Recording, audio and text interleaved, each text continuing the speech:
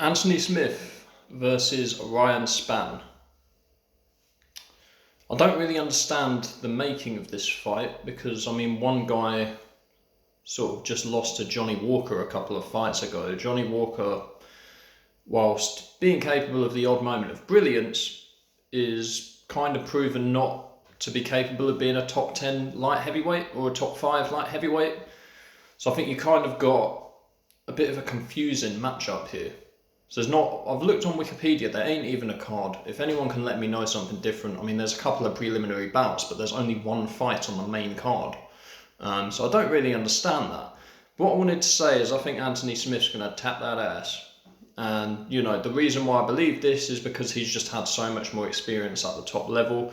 I really don't understand the fight. Like, why is Ryan Spann in this matchup? Ryan Spann has obviously got some sort of grappling skills and he's got some knockout power as well. He's won a few fights by knockout. He beat Misha Serkinov by knockout. But I do think Anthony Smith's going to be too much for him everywhere. I think the fight is going to start on the feet. I think Anthony Smith is, quite a lot longer than him.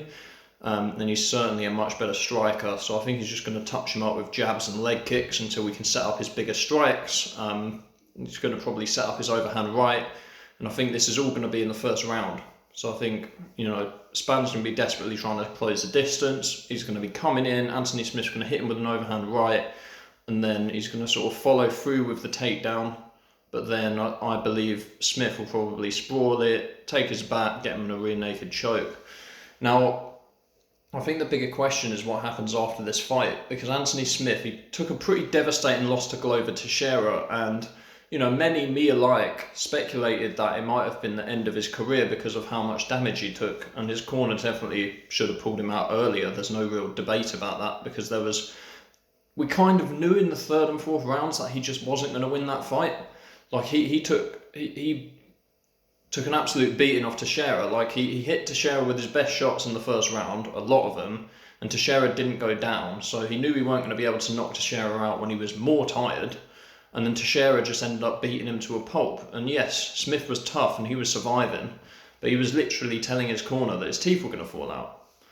So that should, he should have been stopped. But fair play to him. He's come back from that loss, and he's looking excellent, to be honest. Looked really good in the last fight I saw him in against Jimmy Crute. And I think he's going to win this one as well. And I think that makes it a 3-fight win streak, as I understand it. So I think he's on a 2 or 3 fight win streak. And once you get up to the heavier weight classes, like I know, Tony Ferguson went on a 12-fight win streak without getting a title shot. But at the higher weights, it just doesn't happen because you just don't go on runs like that. So in the light heavyweight and heavyweight divisions in particular, all you really need is 3 or 4 wins in order to get a title shot. A heavyweight, it's more like 2. Light heavyweight, I'd probably say 3. Once you've got 3 wins in a row, people are talking about you fight for the belt. Because it's not a particularly thick division and hasn't been for some time. So I do actually think that if Smith beats Ryan Spann, he's probably right back in the mix.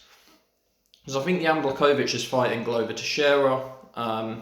Obviously, it would be better for Anthony Smith if Jan Blachowicz wins that, which I actually think he will. And then obviously there's that Provalska guy who's fucking scary. I think he's probably going to end up being the next champion, to be totally honest with you. But in terms of Anthony Smith, I think the way that he gets back in that mix is, wins this fight here, calls out someone in the sort of top 10. I don't even know who is in the top 10 at light heavyweight right now. The problem is Smith's fought a lot of people.